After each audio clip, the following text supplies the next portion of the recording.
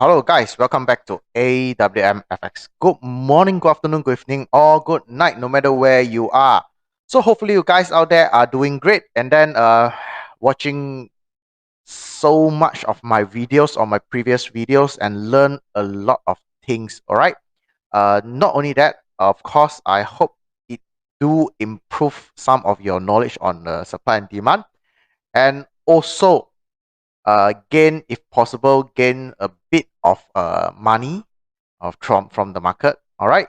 So I'm not saying that I'll encourage you guys to test it out right away, but at least it will improve whatever knowledge that you guys already have. All right. So today I'm going to make it more complicated. Yeah, like what I have said, things are going deeper and deeper and deeper. All right. So today I will introduce you to a few more complicated terms. Uh, Names, by the way, names are just names. All right. So it does not matter what name it is, as long as you know the function of it and the character of it. All right. So today we'll talk about maximum pain level. So on the previous episode, I already introduced to you what is a Quasimodo, the type of Quasimodo, and of course, I'm gonna introduce you to the type of price action. All right, a few types of the price action, and we're going deeper and deeper. So of course, now we're talking about the maximum pain level. So which is very very important if we are trading a QML. All right. So let's look at what is a maximum pain level. So now let's assume that we have a very normal, all right, we have a normal movement of a price, all right.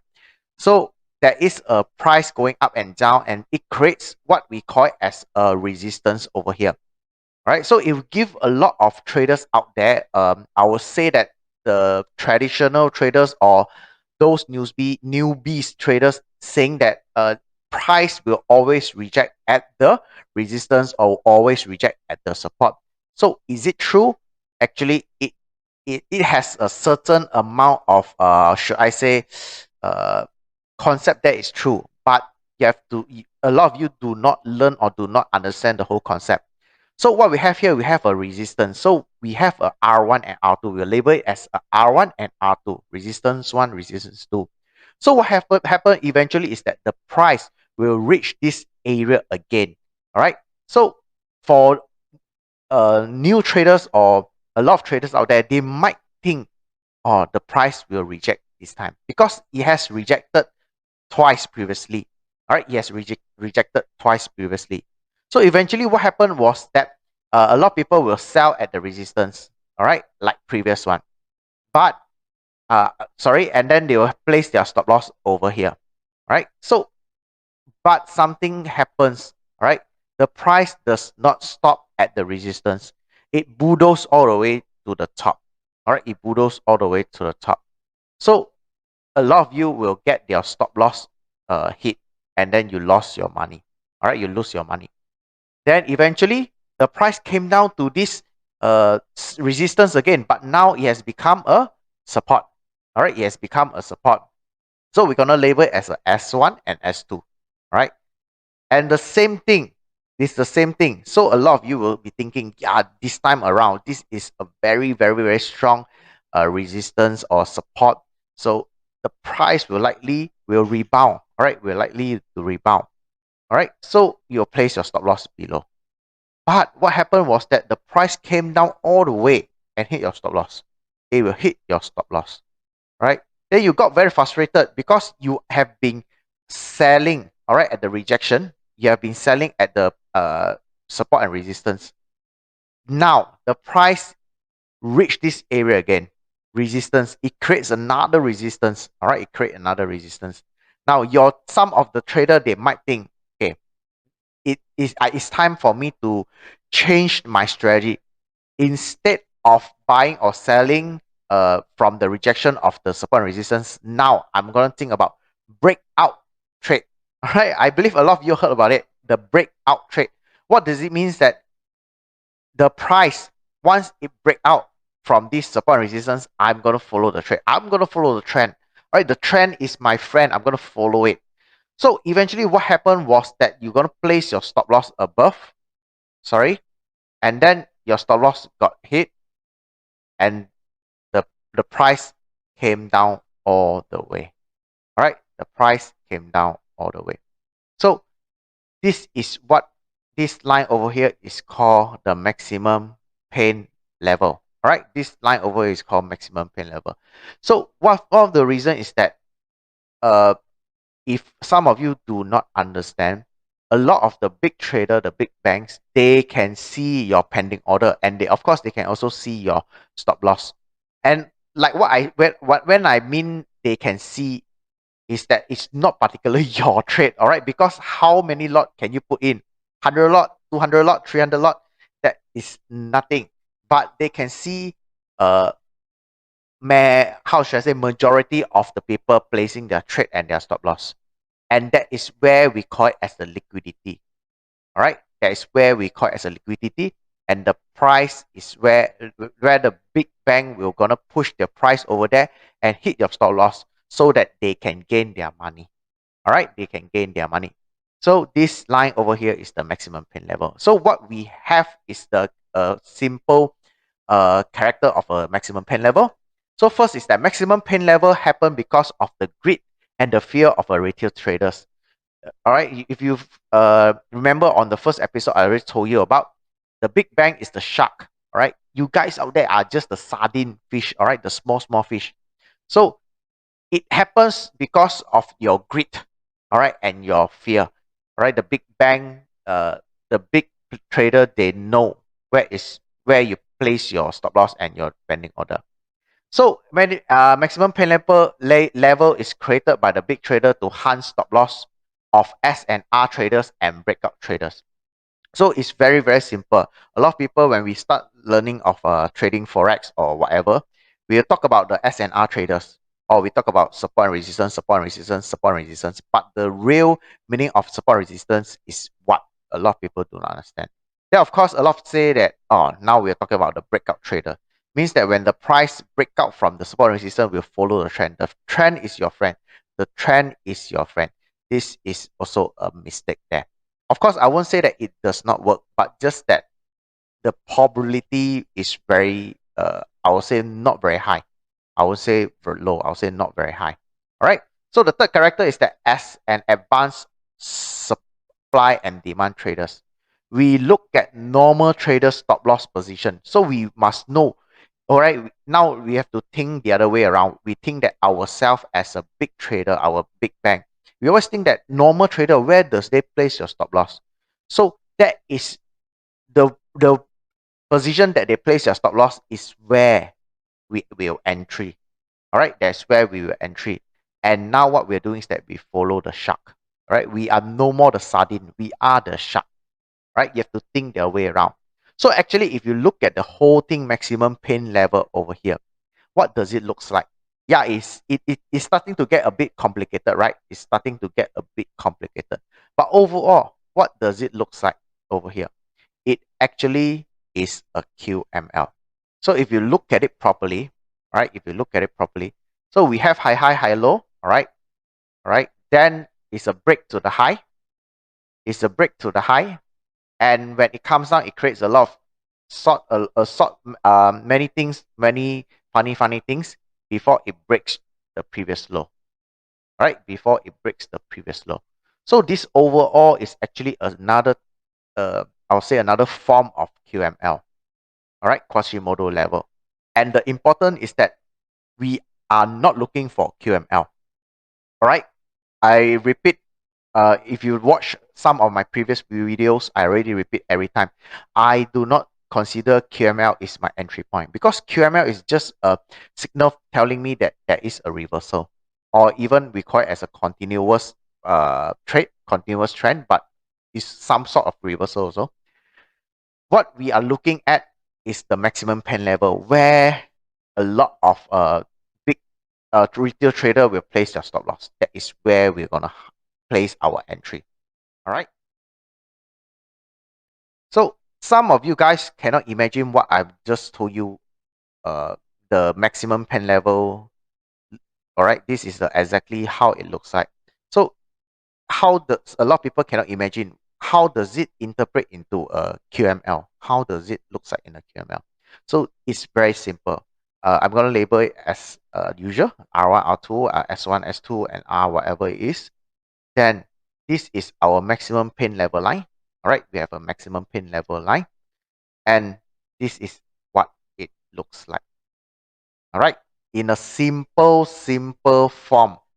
All right, it looks like this. It looks like a, all right, high, high, high, low, ultimate high, high.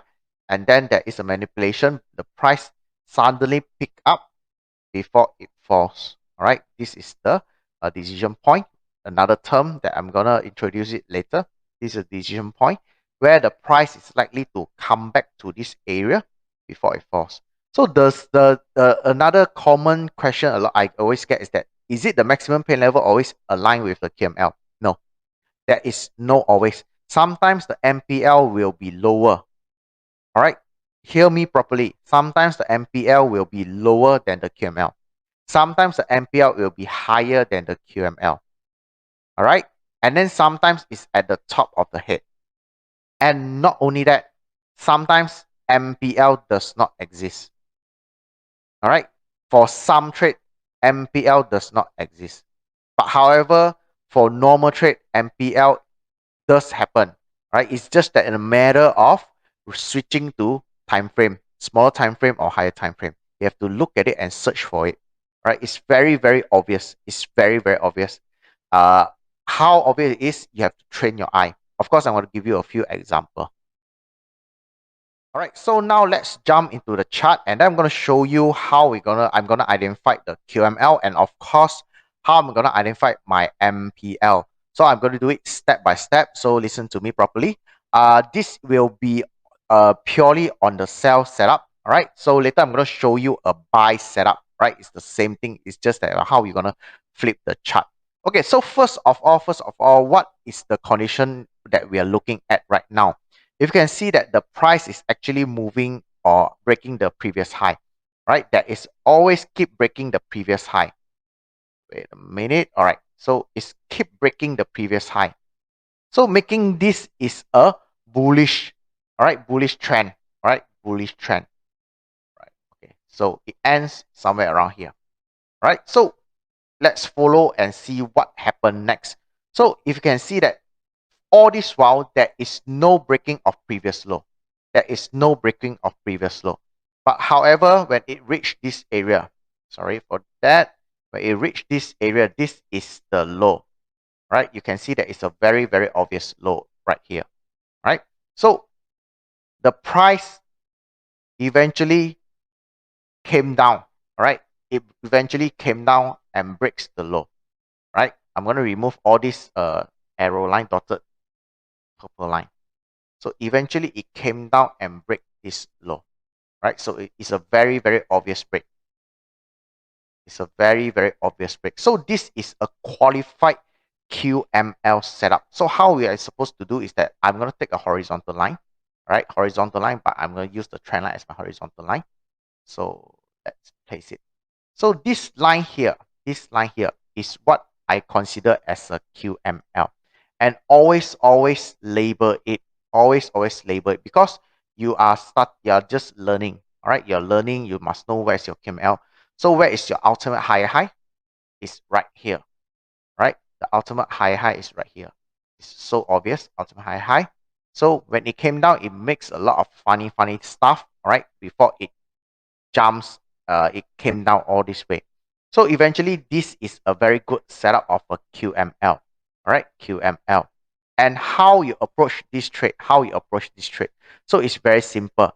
So I'm going to place another line over here. All right, I'm going to place another line. So this line is nothing. I'm going to change it to red color first. Sorry for that. I'm going to change to red color. So this line over here is what I consider as a MPL, maximum pain level. So how I'm supposed to find my maximum pain level? Step by step, first you have your line. All right, you have your line. Then you place your line at the area where there is a lot of rejection. All right, a lot of rejection, and it's somewhere around here. Somewhere around here. All right, somewhere around here. I'm going to remove my QML for this moment so that you can see. It's somewhere around here.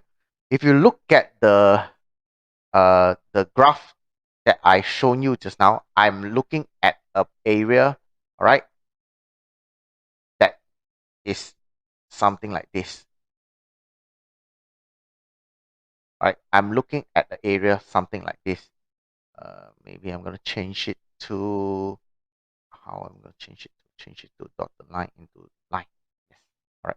So it's more obvious. So this is what I'm looking for. This part over here is what I'm looking for. So this line over here is my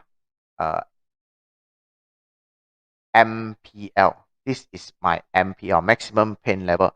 So similarly, I'm going to label it my maximum pain level. All right.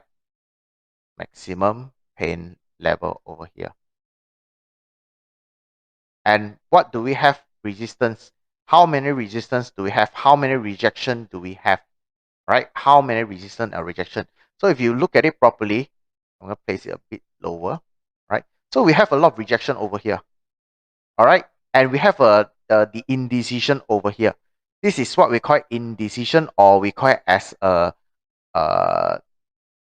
base, all right? Rarely base drop, indecision, right? And we have a lot of rejection, right? If you can move it even lower, it's better. So rejection all the way, so many 1, 2, 3, 4, 5, and then came over here. There is a lot of rejection, another indecision, drop base rally, drop base rally, all right? So when it reached this area, you can see that there is a lot of rejection, all this rejection, and that it's a rally, base rally. All right. So what happened is that the price, if you look at it properly, the price came up into this area before it plunged down and then breaks the low. All right. It breaks the low. So this is a qualified QML, MPL. The QML is on the top, but it's not important. So this is the MPL. So where do I enter? So basically your enter area is over here. All right. Your entry point is over here. All right. Basically your entry point is over here. However, it depends on how you look at it. So sometimes I might place it just like this. All right. I might place it just like this. This is my entry zone. This is my entry zone. All right. So what happened? Let's see. Does it come back to this area? All right. Just wait patiently.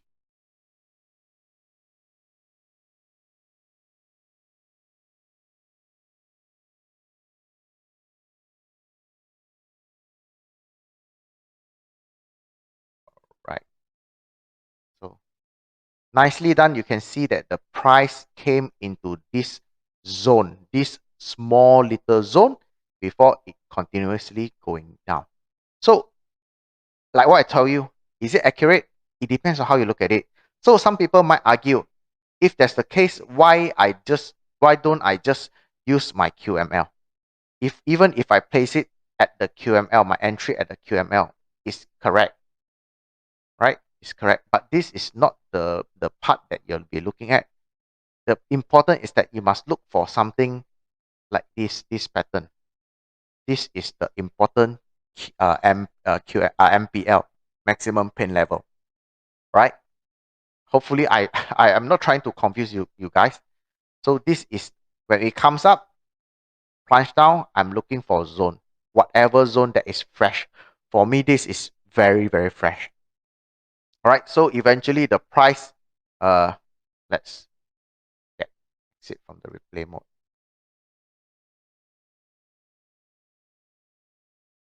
Where is my chart? Right. It's over here.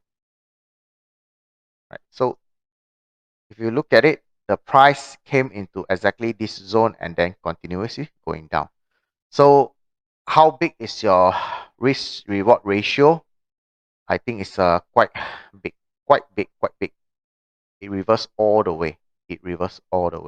And eventually over here, you have another QML. If you can see it properly, you have another QML, but this is a continuous trade. All right. Price moving up and then plunge down and then comes back to this area before it continues going down. Right. You will have a lot of opportunity of trades. Right. You have a lot of opportunity of trades. It's just a matter of how you're going to look at it.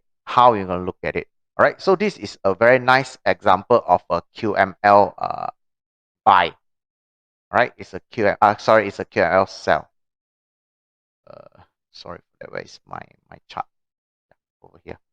Right. So let the knowledge sink in. Right. Let the knowledge sink into your mind. Look at it. Right. Hopefully I don't confuse you guys. Consume it. This is a very perfect example of how you should be finding your QML first, and then follow up by your MPL. Right. Then find where is the rejection, the area where it rejects a lot, and area where there is an indecision. Right. And suddenly the price came up before it punched down. Right. Before the punch down. And this is a nice place for your entry. A very, very nice place. Now, of course, in between, there is some, I will say there is some price action, some type of price action, which I'm going to show it in the next video, in the next episode. All right, so this is a sell setup. All right, so next I'm going to show you an example of a buy setup. All right, it's a flip of the chart. All right, so look at it. Let's follow the trend. So what happened is that you can see the trend is going lower low. Right, let's follow the trend. Low, high, lower low, lower high, and keeps breaking the low. All right, it's very obvious. It keeps breaking the low, and it creates the ultimate low at this point. All right, at this point. So this is ultimate low. All right, so I'm going to get this arrow line out so that you guys can see properly. So what happened is that is the price rejected over here. And a lot of people will argue that this will be a double bottom setup. It depends on you. It does not matter. For me, I don't look at double bottom, double top. I just look at, focus on the QML itself. All right, so let's follow up. This, which is the higher, the previous high. All right, this will be the previous high. So this is lower high. I'm going to label it as lower high over here. All right, so lower high. So important is that the price has to break this area, But now let's look at the condition. Has it broken this high over here? No, not right. So it's not qualified as a QML yet. So let's wait and see. Right. So now, does it qualify as a QML? Yes, it's qualified as a QML. So what we're going to do is that we're going to label things slowly by slowly, and we're going to find our MPL, and of course the area where we're going to have our setup. All right, have our entry. So this is our QML. All right, QML, the Quasimodo level for a buy. Right? Is it important, or should I enter directly over here? So if you enter over here, where is your stop loss? It will be a very, very huge zone. Right? It will be a very huge zone. So I'm going to place it somewhere around here. So it will be 46 over pips. Right? It will be 46 over pips. Is this what you've been looking at? If it is, then go ahead. I have nothing to say about it. All right, I have nothing to say about it. So when it breaks high, now we are looking for what I told you. We are looking for the manipulation. And in this case, if you look at it, the manipulation, where is the actual manipulation? A lot of people will argue this is the zone. This is a zone. All right, this is a zone. This might be an entry. But is this really important? Does it have any significant support resistance, any rejection behind? No. All right, you can see that nothing. Is very, very clear. It's very clear. Even I close up, look to the left some more. You can see that there's nothing. It's very clear out here. So it's not important. So a lot of people who got trapped at this area will get trapped at this area. So we just ignore this for this moment. Should I go into lower time frame? You might. All right, you might. So I'm going to switch it to 30 minutes. Easy for me to get some reference. All right, nicely done. All right. So over here, I'm going to find the area where there is a lot of rejection. A lot. We're talking about multiple rejection, those kind of rejection. So I'm going to place a line. How I'm going to do is that I'm going to place a line. I'm going to label it red color. Right. So this will be my maximum pain level. How am I supposed to find this maximum pain level? Place it at the area where there is a lot of rejection. All right. So this is the area. Right. This is the area. So if you look at it properly, this is a very, very obvious area where there's a lot of rejection, indecision, all right, and then rejection. right, is around this area. Right.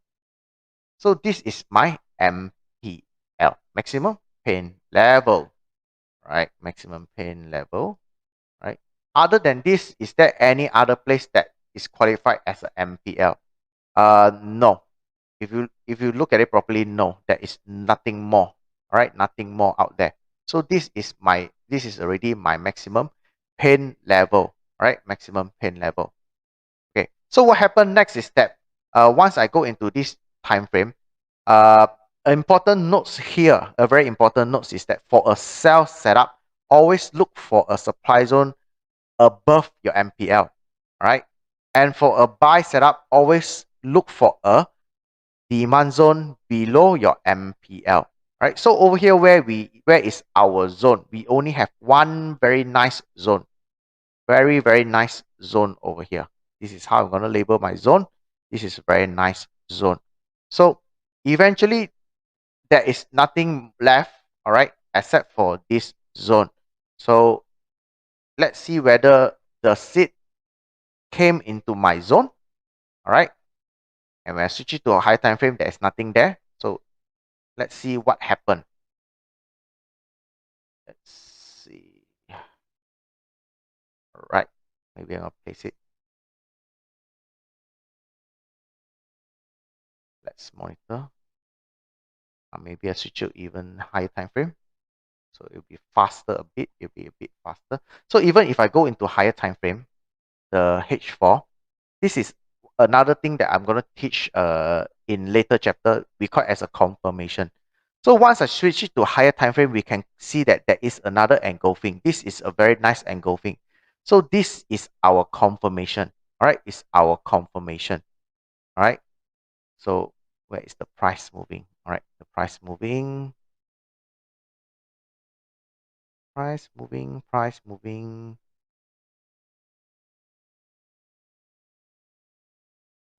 How come it took so long?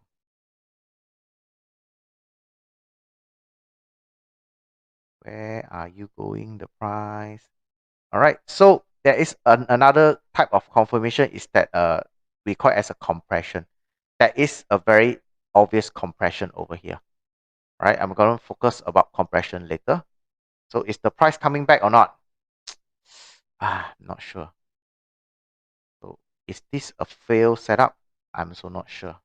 I just find it blindly, find something and just share it.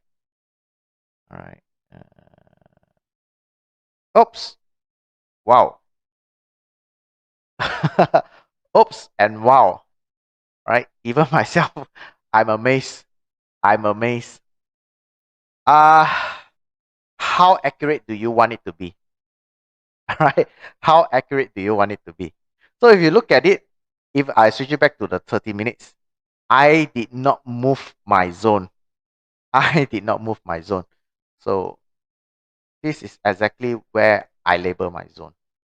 Right? That's why I told you that my definition of my supply and demand zone is different from other people because it works very well for me. And stop loss. Okay, let's talk about stop loss. All right. Stop loss previously was 46 pips. So what is my stop loss over here? All right. From 46 pips, I have lowered into 5 pips. Right. So, but sometimes I have to be very honest. Sometimes I do give a bit of buffer due to the spread or due to the news. I do not know. All right. So sometimes I give a bit buffer. Even I give it to 9 pips or 10 pips. Right. So let's assume here we have a 9 pips. Right. 9 pips and I might widen my zone. Right. So we go back to H4 and how we're going to exit this trade. Okay. How we're going to exit this trade. All right. So it's actually very simple. Very, very simple. Over here, you can see that there is a very, very obvious zone. All right, a very obvious zone over here. You might exit it over here. Don't be greedy. This is we call it a compulsory exit zone. Means that either you have to exit everything or you exit half of your trade or some of your trade and then leave the rest to run it, to run all the way. So our risk reward example for this trade will be around, this is our stop loss, and this is our zone. So it'll be 1 to 15, right? It's around 1 to 15. Let's give it something like that. So 1 to 15. I do not know how accurate do you guys still want it to be. All right, so this is a very, very simple explanation of a QML buy and sell. And of course, by using the maximum pain level way of looking at it, how we're going to accurately find our zone. All right, so in my next video, I'm going to show you about what is a fake out. All right, we're going to explain about fake out because I dedicate the whole next episode on fake out for you. The reason is that there is not one type, there is not two types. There will be 3 types of fake out. All right, so hopefully you guys get a few tips or tricks from watching my videos, and definitely I will appreciate you guys if you can just give me a thumbs up. All right, and of course subscribe to the channel.